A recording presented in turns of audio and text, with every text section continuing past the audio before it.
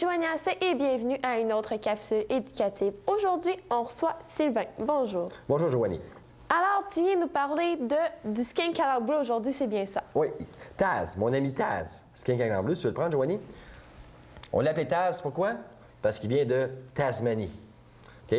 Super beau lézard, encore un lézard dispendieux à l'achat, mais lui, au moins, contrairement au dragon barbu, il peut vivre 15 à 20 ans. Mais là, on voit à la caméra, on voit qu'il y a une langue bleue. Oui. Ça sert à quoi, ça? La langue bleue chez le skink à langue bleue est un moyen de défense. J'ai parlé de mimétisme chez le dragon barbu. Lui, c'est une forme de mimétisme. J'ai parlé quand on a parlé des amphibiens, que les couleurs chez les animaux, les amphibiens et les reptiles, étaient un signe de danger et de toxicité pour les autres animaux. Lui, c'est un mimétisme. Il n'est pas dangereux du tout, à part qu'il a une mâchoire assez puissante. Qu'est-ce qu'il va faire si un animal, le prédateur, veut l'attaquer? Il va ouvrir sa gueule grande, il va exposer sa belle langue bleue, il va essayer de décourager le prédateur. Il va dire, pouvoir penser qu'il est toxique. Check ma langue, là. Je suis peut-être très mauvais ou très empoisonné. Fait qu'il y a des animaux avec qui ça pourrait marcher, qui pourraient lâcher prise et le laisser tranquille. Dans le fond, c'est pas un animal comme ça.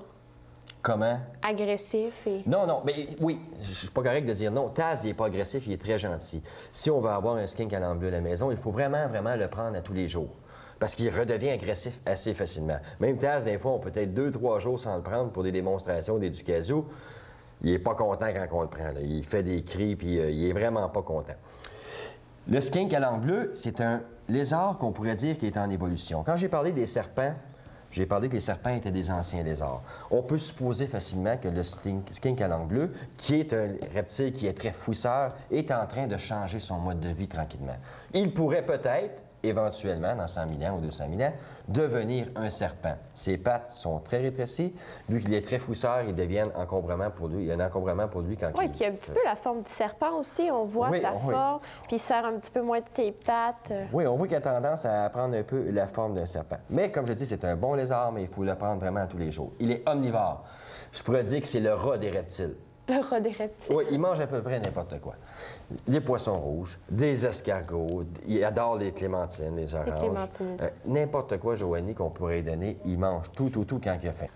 On va regarder, Joanie, si tu le veux bien, au niveau du vivarium qu'il faut avoir. Évidemment, c'est un gros lézard, j'ai pas mis de branche à l'intérieur. Je tiens à mentionner que la part des installations de vivarium que je vous montre ont une cachette. Évidemment, quand on a la possibilité de mettre 2 cachettes, une au point chaud et une au point froid, c'est l'idéal. Le skink à langue bleue, si vous allez voir, on peut le mettre à l'intérieur de la cage. Vous allez voir qu'est-ce que ça représente par rapport à la cage de skink à langue bleue. On voit qu'il y a besoin de beaucoup d'espace. Plaques chauffantes, comme qu'on parle tout le temps, les plaques chauffantes, très importantes. On va parler d'un néon UVA-UVB 5.0 pour ce genre de reptile.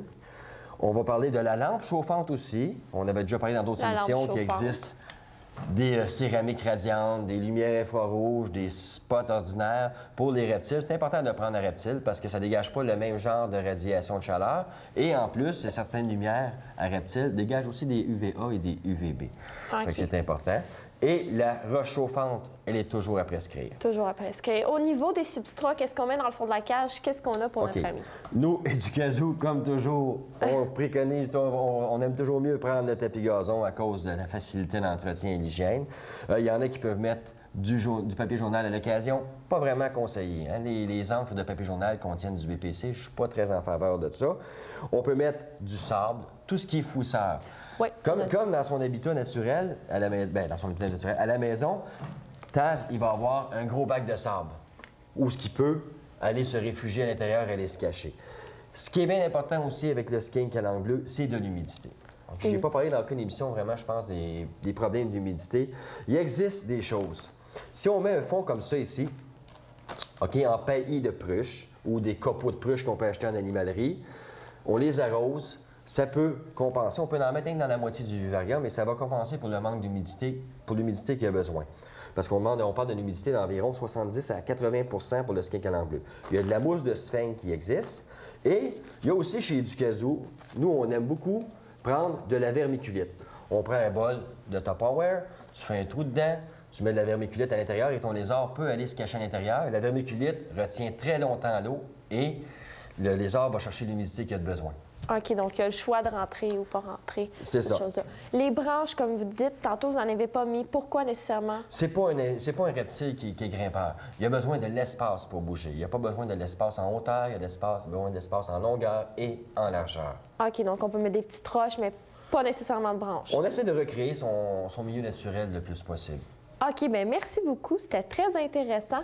Alors, on se revoit lors de la prochaine capsule et n'oubliez pas que l'attention et l'amour sont les deux principaux besoins pour nos petits animaux de compagnie.